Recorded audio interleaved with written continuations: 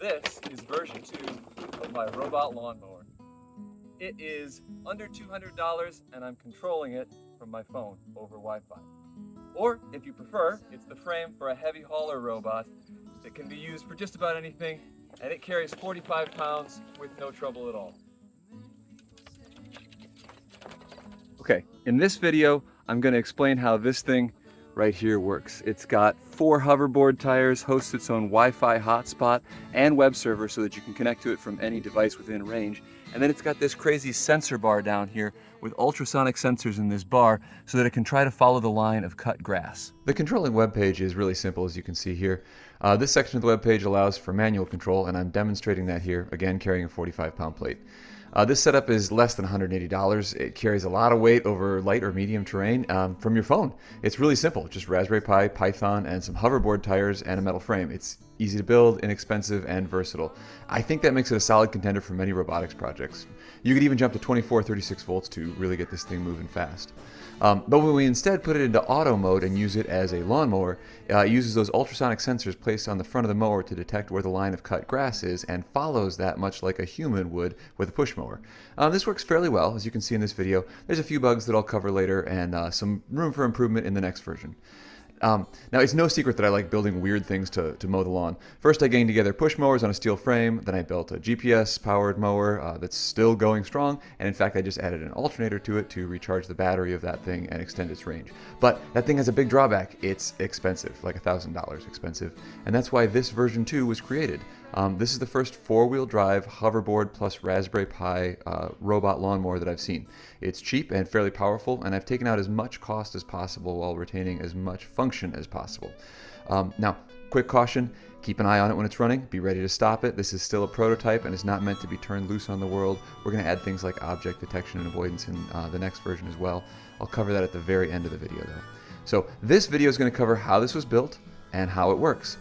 If you want the parts list, see the description. If you want the schematic and code to make this thing run, visit the Github linked in the description below.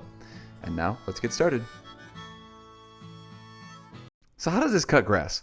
Well, first, I manually control the robot to mow a border square. That is, I click forward, then right, forward, etc. in the app to direct the robot in a square. And in the code controlling the computer, it just tries hard to make sure all the wheels spin at the same speed. I mean, it actually counts the wheel rotations and adjusts speed applied to each wheel in real time to follow the directions that I give it. After the border squares mode, I click the auto button, and in that mode, the computer takes over. It attempts to follow the line of cut grass, making turns whenever it gets to the end of the row, by getting information from ultrasonic distance sensors until it's mowed all the grass. Now this is a good video because you can really see the line of cut grass easily in the video, and those distance sensors are trying to follow the line of cut grass. Those sensors are just being constantly polled to see how quickly their sound pulses are reflected back to them. If they're in tall grass, they get a reflection really quickly, but if they're in already cut grass, they get a more distant and slow reflection. So the code just tries to stay centered on the line of cut grass using that information. Now at the end of the row, suddenly all the sensors are out of long grass, and the code switches to turning and then moving back and forth 8 times to try to discover if there's any uncut grass that's still left, and then follow that new line. So how do you build this? In short, weld together some metal the size of an old push mower deck, cut notches in that metal and attach hoverboard wheels, wire them up to electronic speed controllers and then a Raspberry Pi computer, wire in some ultrasonic sensors and install the code from this project GitHub, and you're ready to run.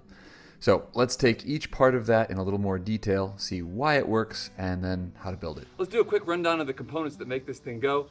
First one, obviously, it's a mower. This is just a push mower that was by the side of the road. It needed a new fuel line. I took off the wheels, the handle, and the throttle spring. And what that leaves us with is a plain Jane mower.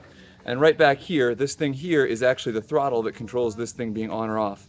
In the future, I would like to have this controlled by a servo motor so that if we get in trouble, if we detect objects in our path or something like that, we can automatically power off the mower. The second component is just the metal frame for this thing. It's angle iron, and I took it, cut it, and welded it so that it fits the rectangle of the mower exactly. Just sits right in there. Then I took 4 notches out of that angle iron for each of the axles of those wheels, and then drilled some holes so that I could get the mounting brackets on.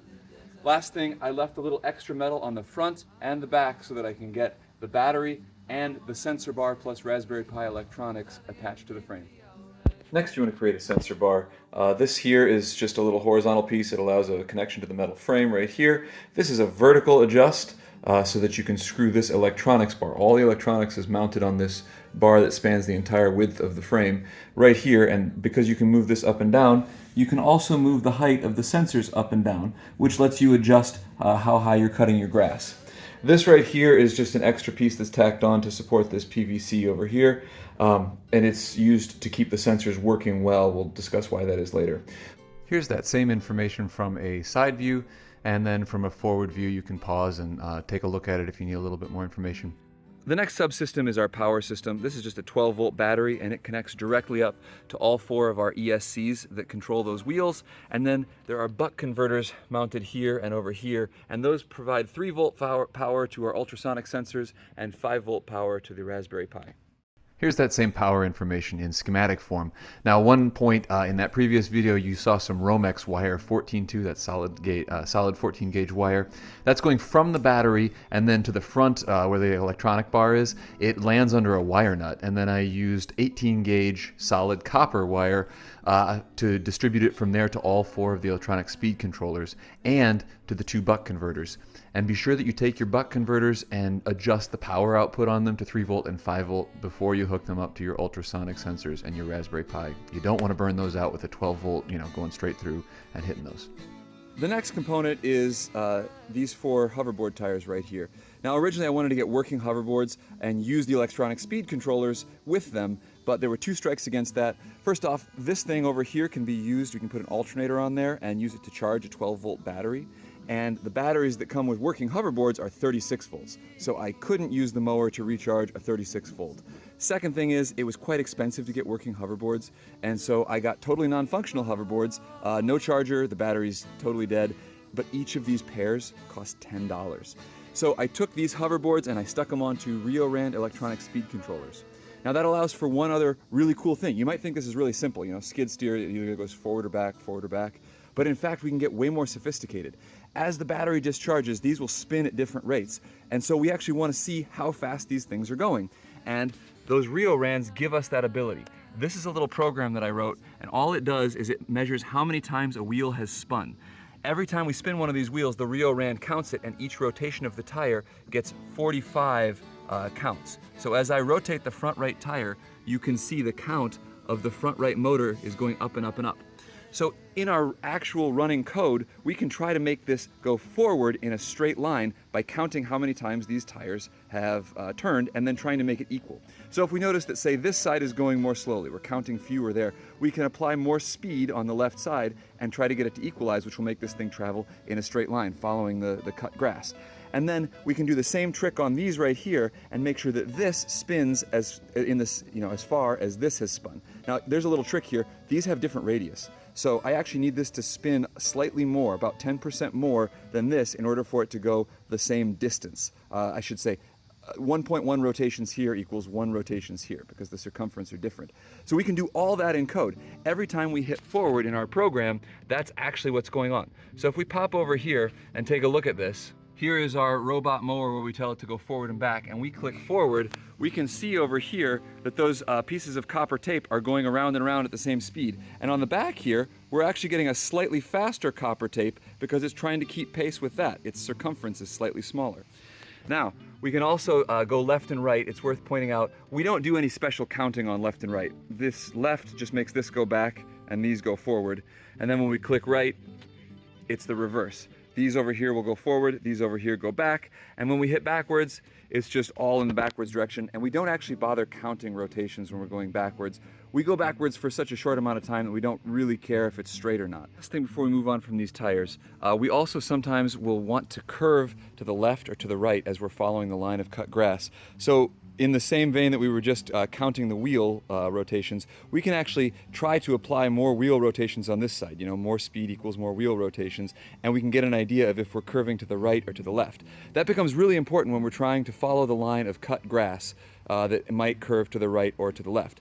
We'll get into what that looks like when we get to the sensor bar section up here, but for now you can understand that a little bit more speed applied to the right or the left will cause this whole thing to curve while we're still moving forward, which is really useful for cutting lawns efficiently. Okay, enough theory. Get two old hoverboards from, some used website like Facebook Marketplace or Craigslist. Take them apart, grab the wheels and brackets that mount them. Then flatten one side of the axle that goes into that wheel with an angle grinder so that you have two flat sides like you see here, and mount it to the frame with a 3/4 inch board as an offset. That lowers the whole frame like this so that it gets the mower deck lower to the ground so you can cut grass shorter. Then wire up the wheels to the Rio Rand electronic speed controllers as seen here. Now, on the left of this picture, you got 12 volt power coming in and the motor wires going out. Those are 18 gauge solid copper wires. On the right side and the center bottom are all wires that go to the Raspberry Pi, so ignore those for now. We'll get to them in the next step. On the bottom right is a little white bracket, and that's where all the Hall effect wires that go to this wheel are. So those are the really fine wires that come out of the motor, and you're going to have to solder those up. Let's see how that gets wired up right now. So first off, from the wheel to this, you've got the power. This is three-phase power coming in. Green, blue, yellow, they just connect directly up. I stole these wires out of the actual hoverboard motor, and they screw nicely into these little screw-on socket things here. And then this is all your Hall sensor wires. So you've got 5 pins coming out. Again, this is the the wire harness that comes with it. I just cut this out of the inside of the hoverboard. And then down here, this pin out actually comes with the Rio Rand ESC. You're just going to wire it up directly, so these wires all stay in the same order. The way that this is actually set up here, you've got a black wire on this side of the little wiring harness that comes with the Rio Rand and a red wire on this side. Everything in the middle stays the same order. I just soldered these things right here and then put a little bit of tape on to keep them from touching each other. And that's your Hall sensors. So those are the wires coming out of there and into the Rio Rand. And then the very last thing is this. It's ugly, I know. What this is actually doing is just connecting 2 pins on here.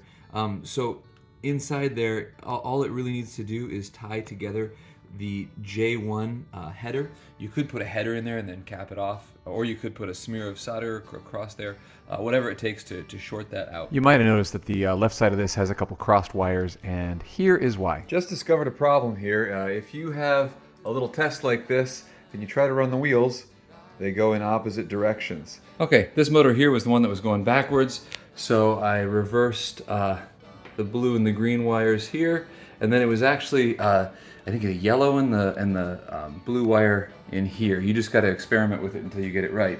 But now, when this script runs, both wheels go forward, both go back. All 4 Rio Rands are placed on the electronics bar right up here on front. And to get from a Rio Rand to one of these front tires, you can just steal wire that was inside the hoverboard. That reaches just fine. But to get all the way back to these back tires, you get a little more creative. So what I did is these 3 things right here are 18 gauge solid copper wire. They connect to the Rio Rand and then they travel all the way down the length of the frame. And then I soldered them to the wires that are coming out of this wheel right here. Those are the motor power wires.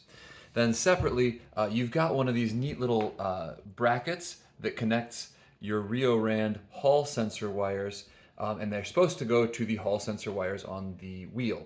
Well, what I did is I took an old Ethernet cable, this blue hose right here, and I took the cables out of the blue hose and I soldered them to those Hall sensor wires that go into the Rio Rand.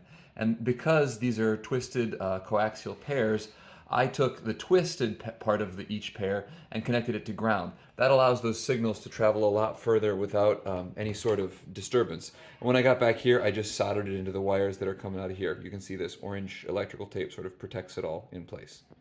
The next component is all of the electrical stuff that's mounted on this sensor bar here.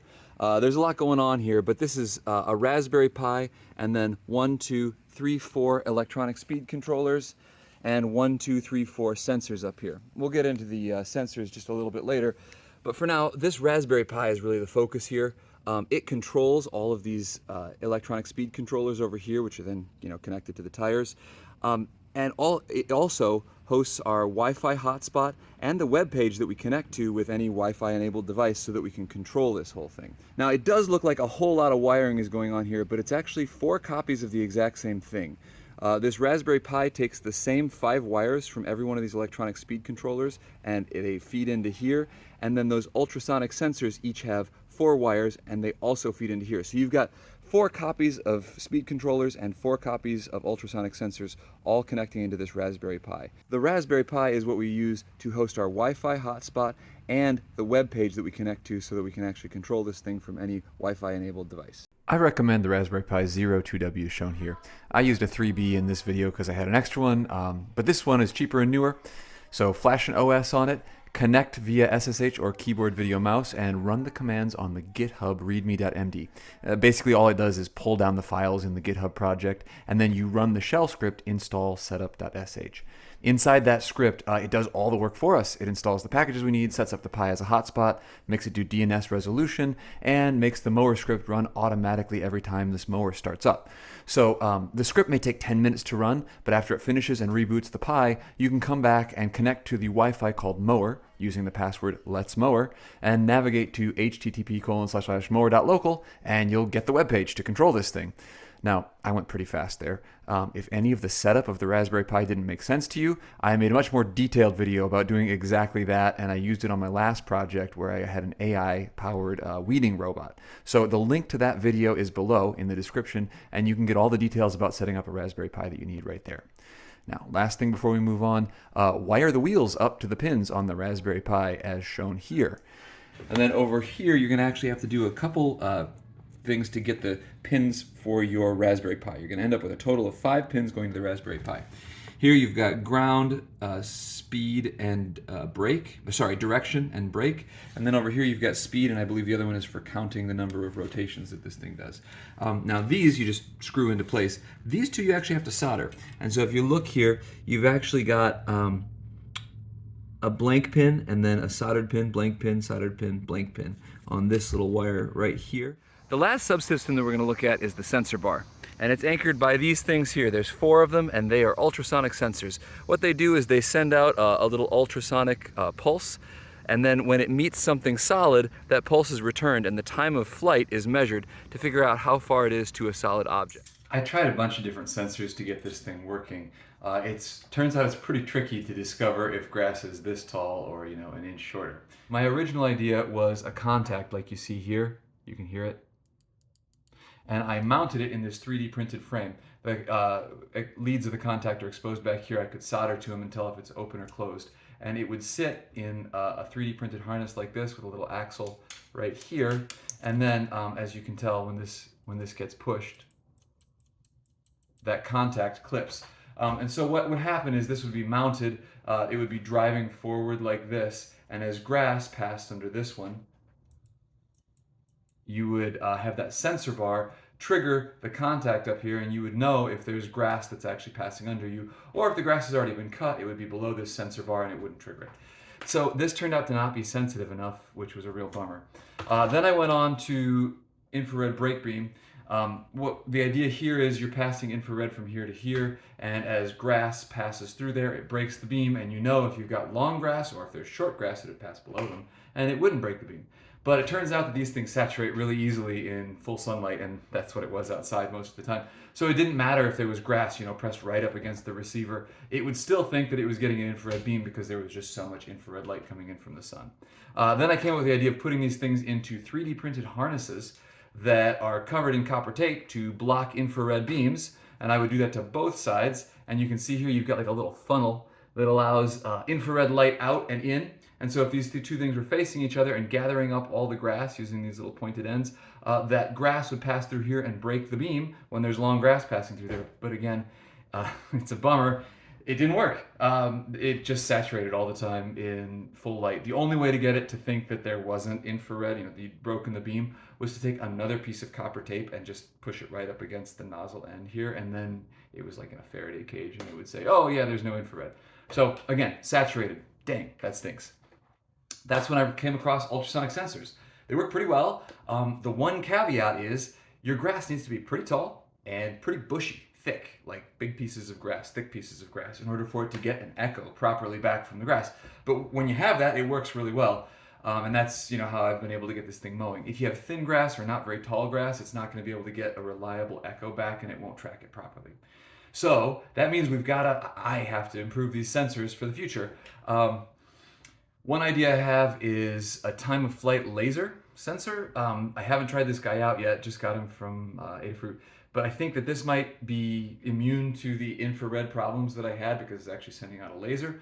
And then this is another idea. It's a laser brake beam instead of an infrared brake beam. This is like what you'd use on your garage door sensors. It's like 30 bucks though, pretty expensive. I'm gonna give that a try. And then the last idea is just retraining and probably some sort of image classification model so that you can see cut grass in an image and uncut grass in the image, and you try to center the image over the line between those two and just drive right along it so that your mower follows along that uncut line.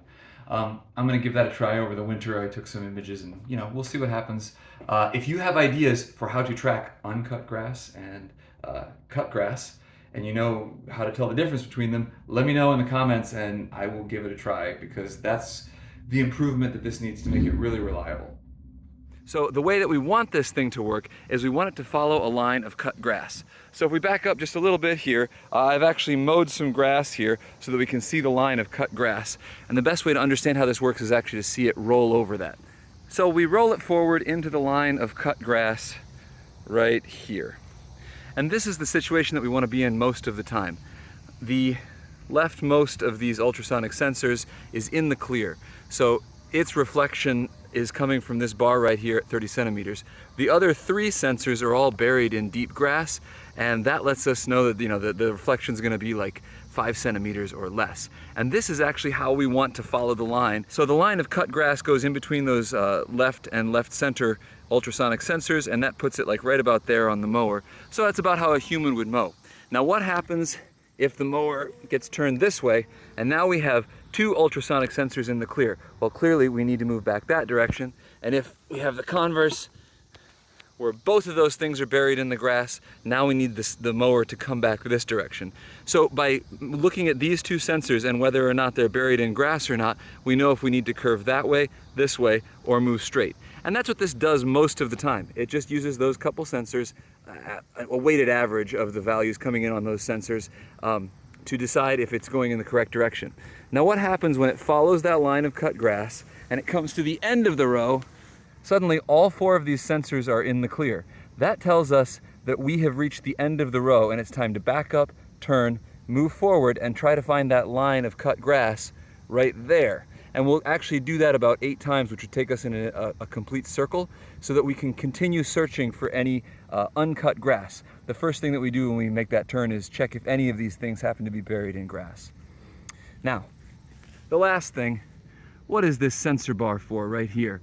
Well, this sensor bar sits at 30 centimeters, and it ensures that every one of these gets a reflection at 30 centimeters. The alternative, if we don't have this bar, is that these sensors would never get a reflection. They would be somewhere out at 2 meters, which is the maximum distance I have these things set for. But there's a problem. When this is all the way back in the grass like that, and the grass is pressed right up against the sensor, it can also get no reflection. That's because the echo is absorbed by the grass before it ever has a chance to make it into the second listening channel. In that case, it's also going to show 2 meters because it got no reflection. And we need to disambiguate this situation from this situation, and that's what this bar is for. In the situation where we're in the clear, we're always going to get a reflection at 30 centimeters, and when we have grass pressed up against us and we see 2 meters, we know that it's really more like a half a centimeter of grass pressed right into there. So that allows us to make sure we know the difference between those two and adjust accordingly. Okay, that's how the code uses the distances read from the ultrasonic sensors to decide how to go straight, left, or right, and at the end of the row, make about a 45-degree turn. But that's enough theory. Let's install these things. Just attach the ultrasonic sensors facing forward on the electronics bar with screws. I didn't actually screw into the printed circuit boards. I just put the screws next to those PCBs to pinch them in place. Take care you put the leftmost and the left center sensors, since the code's going to try to center the line of cut grass between those two. Then connect the VCC and ground pins on your DC buck converter. That's the 3-volt DC buck converter. I use a section of header all shorted together like this to make those connections easy. Last, connect the trigger and echo pins on those ultrasonic sensors to the Raspberry Pi as shown here. And that's it. You've got this thing built. It's time to run a few tests and see if it's hooked up correctly. Got everything wired up, and now you need to run 2 tests before you can let this thing loose. So head over to your laptop, connect to the mower Wi-Fi. The password is Let's Mower. And then you're going to pull up your console and run the command Python 3 test echo 2. What that does is it turns on all of your distance sensors over here. So you can see these are reading distances, and all you're going to do is put your hand over each one. I've got it over the right one there. You can see that it got much shorter. Now we'll move over to the middle one. You see it got much shorter. Next, left center, and last, the left side. And sure enough, all four of those show that they actually did have something in front of them. So you need to make sure those distance sensors are working. Now you can kill that. Next, you're going to run the actual app, which is the mower script. And I've got this jacked up on 2 bricks so that when the wheels spin, they're not actually contacting the ground. So you run that and you head over here to your mower.local website, http://mower.local, and you can run forward, for example. See that all 4 wheels are moving forward. Then you can hit stop, and you're going to have to test all these. So there's right, left, and back. So you make sure that all the tires move, and they move at the right speed in the right direction. And that's all there is to it.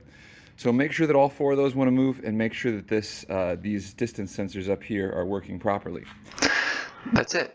You can get out and run now. Be sure you keep an eye on it. This is still prototype type stuff. The last thing here is we're going to do a quick tour of the actual GitHub and take a look at some of the code here. This README just shows how to install it. The only really important thing here is you install Git on your Raspberry Pi, you clone this directory, and then you run the initial setup script.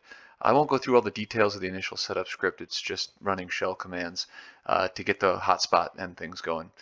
The thing that's actually worth looking at here, there's 2 tests that come along with this. You can make sure that your the motor speed test is one that you can actually spin the motors around and see if it's being, the wheel rotations are being counted. And then this echo test here is making sure that the ultrasonic sensors are working properly. They give you the distances that each of them are reading. But this one here, the mower version 1.6, is what actually makes this thing go. And we're just going to take a look at a couple important parts along the way here.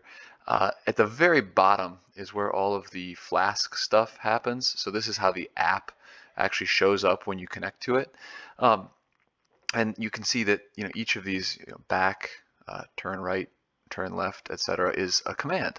So we're going to trace one of these commands here. It's the auto command, and it's the one that's probably most interesting. If you can understand this, you understand pretty much how the whole program runs. So what it does, when you click the auto button, it goes to this little block of code right here. It sets auto mode equal to 1, and then it starts a thread. It is the auto routine. And that thread is going to go off and run until auto mode is set to 0 by something else. So if you stop auto or stop it, that will tell it to stop. So what actually happens when you hit auto mode is we start this block of code right here called auto routine. And this is where all sort of the interesting bits happen. We go in a loop. There's a while auto mode equals 1 loop here. And this is the actual, reading all of the sensors. So here's where we read all of the sensors, see what distances they have. We put it into an array, and we actually keep track of, at the moment it's set to about 4, and we weight the averages. So we get kind of noisy readings out of those ultrasonic sensors, and we don't want to believe every single thing that we get. Instead, we're going to average them out, weighted average them out. You can expand the size of that array, or you can contract it if you want to mess around with the code. That seemed to work pretty well for me. And then what we do in this block down here, it's just deciding what to do with the readings that we have. So you can see what we're doing is comparing each of these grass sensor readings, so how far away is the reflection, to a threshold value. And that threshold is currently set to 20 centimeters, because we know that our bar out there, the stop bar, is 30 centimeters. So if we're reading 30 centimeters, then we're in the clear. If we're reading something under 20 centimeters, we're going to assume that we're in some kind of long grass. So this is where all the decision happens. And what we decide is, what command should we do? Should we go straight? Should we angle to the right, angle to the left? Or if we go a little further down, you can actually get an end of row. So if all of our sensors suddenly say, hey, we're beyond the threshold, that must mean that there's all cut grass here.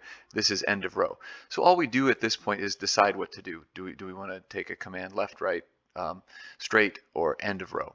And then depending on what we just read, we're going to jump down to here and take action on that. And what we've got a command straight, a command right, and command left, and then this end of row is pretty big. This end of row routine is where you see how it gets to the end of the row and it goes back and forth. It keeps turning to the right and it tries to do that, I think, 8 times. That's this end of row limit that we've defined right here. So 8 times. It'll attempt to find new uncut grass 8 times, and it'll get new readings every time it does one of those little turn routines.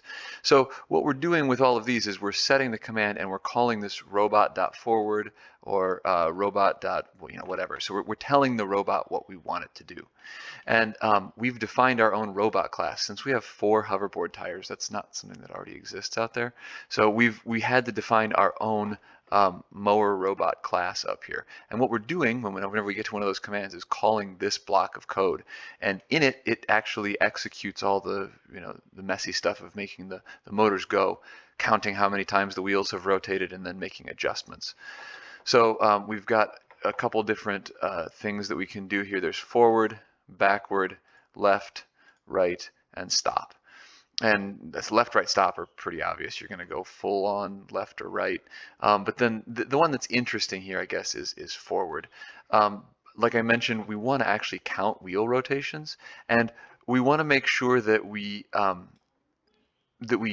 only do it when we have enough data collected to do something useful with it. So this block right here says, hey, let's make sure that we have at least 25 ticks on our wheel counters before we start making adjustments. And all this code does is then just do some math on those and see if the left and the right side are rotating properly. The actual math happens here, this adder right here. We see if the left or the right side is going faster, and then we calculate how much we need to adjust the side that's going slower so that it catches up with the right side. And because we sometimes want to curve left and curve right, we've actually got these parameters called curve left and right in there, because the amount that we expect those to rotate depends on if we're trying to curve left or right. If we're just going straight, we want them to be equal. But if we're trying to curve right, we want the right wheel counter to be more than the left wheel counter. We apply all of those values to our motors. So these motors just come from GPIO 0, and we're going to apply a certain speed to each of them based on whatever adders. And then this return value here, you can actually get outputs from this script. It'll be in a log file, and you can see what it's doing. Every line of going forward will be output in the log there. You can see the speed applied to each wheel, the adders that are applied to each wheel, and the counters on each wheel.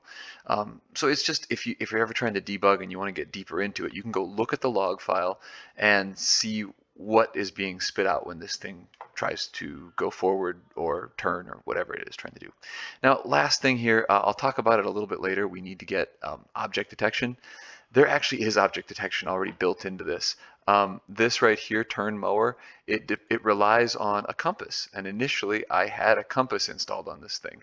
And if you detect an object, I also had an object detection bar stuck on it. So there's another commented out piece of code just a little bit lower here. This piece of code right here is commented out, but this is a set of interrupts. If we were to have seen an object in our path, it would actually was originally going to be a brake beam sensor for infrared, which failed.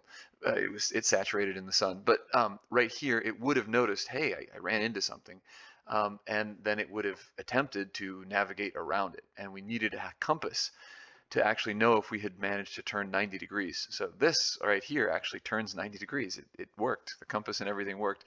The trouble was the object detection part didn't work. Neither the 3D printed bumper plate or the infrared brake beam were working. So I had to throw all of that code out. But this is like useful bits of code in here if you want to get in and do more understanding or debug, or even get in and change it. So if you can understand that much, you're probably going to be able to understand the rest of the code. There's not a whole lot more to it. So let's wrap up and review. What are the things that need to be fixed for the next version of this? Obviously, the sensors. These sensors are ultrasonic and they work, but they don't work as well as I want them to do. I'd like to try time of flight laser, brake beam laser, and maybe some AI image classification model. If you've got other ideas, let me know in the comments down below. The second thing is the object detect and avoidance. I had it in there and then I ripped it all out because I was using IR brake beam and a 3D printed case like bumpers for object detection, and both of those failed. So I just took all that out of the code. So next time around, got to get object detection and avoidance going on this. Number 3, I'd like to have a safety off so that if we detect an object and we can't get around it, we can power off the mower throttle. That would just be like a servo motor that controls that mower throttle. And then I haven't talked about this, but I would like to harden the electronics a little bit more. I think that if you ran this thing and it was raining or there was a lot of dew on the grass, the water would eventually get up into your electronics and cause problems. So putting them in some sort of 3D printed case or something like that to protect them is a way better alternative. And then last, as the mower drains, the battery drains, the wheels start to go more slowly. And since we're counting wheel rotations, we could actually up the speed to keep this thing running at a consistent speed, in spite of voltage fluctuations in that battery. So those are the 5 things that I think need to be improved for the next round of this mower. Now, take a step a little bit further back. I started this whole thing saying, hey, I want a cheaper alternative to my GPS powered mower. And, this is a good robot platform. It runs, it's really inexpensive. I accomplished that. And, if you're just looking to move a bunch of weight around like a 45-pound robot, this is a really great way to do that inexpensively. That said, because the sensors aren't perfect for following a line of cut grass, I think that the GPS powered mower is still the better choice at this time. And similarly, these hoverboard tires work, and they're really inexpensive, but if the grass is really deep, they can bog down. I've never had that other mower bog down. I have some really large motors and tires on it, and it's a tank. It never has trouble. So if you can spring for it, I would say still go with the tires and the motors that are on that GPS powered mower. And for the moment, we're stuck with that really expensive autopilot. It's the GPS and the autopilot are like $700. It's really expensive, which stinks.